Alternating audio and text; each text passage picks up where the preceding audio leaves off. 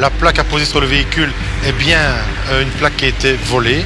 Le conducteur dit l'avoir trouvée sur un parking d'un terrain de basket. En même temps, le conducteur n'est pas titulaire d'un permis de conduire. Donc vous voyez, il y a plusieurs infractions qui sont venues se cumuler. En plus du judiciaire, on a la conduite sous influence, non titulaire d'un permis de conduire. Franchement, je trouve ça un petit peu fort.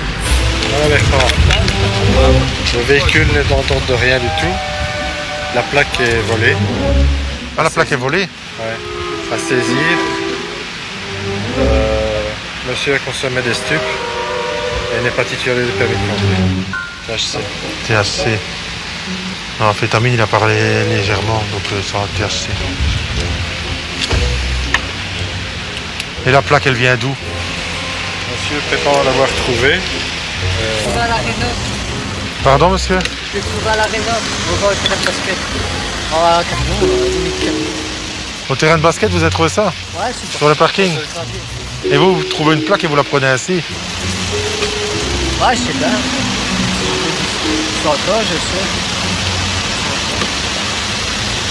Et j'étais faire, je vous cache pas, et la plaque avant, j'ai été la faire autant. Ah, vous avez fait une reproduction de la plaque que vous avez trouvée?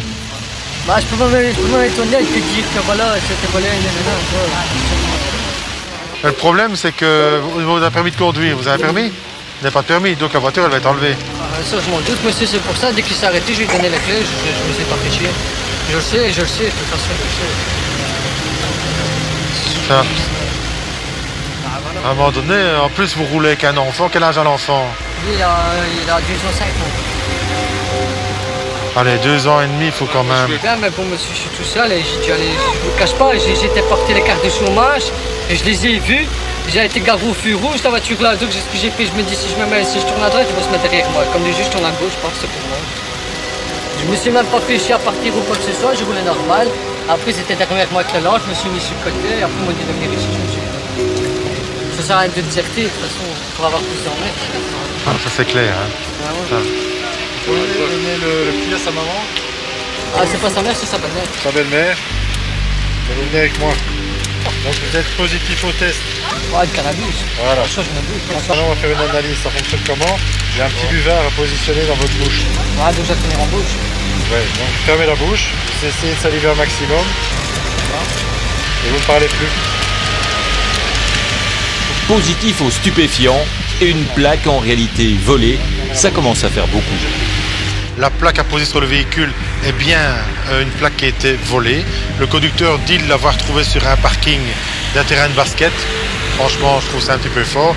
Maintenant, il peut raconter ce qu'il a envie. L'enquête pourra peut-être démontrer d'autres choses.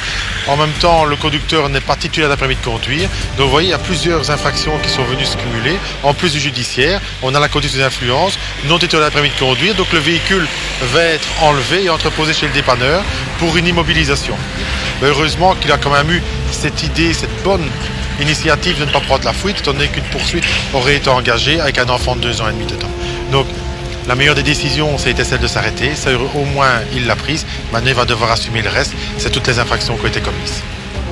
Des infractions plutôt lourdes et qui s'accumulent. En roulant avec une plaque volée, le véhicule n'était bien sûr pas assuré et absolument pas en ordre. Il sera saisi. Le conducteur devra par ailleurs répondre de conduite sous influence.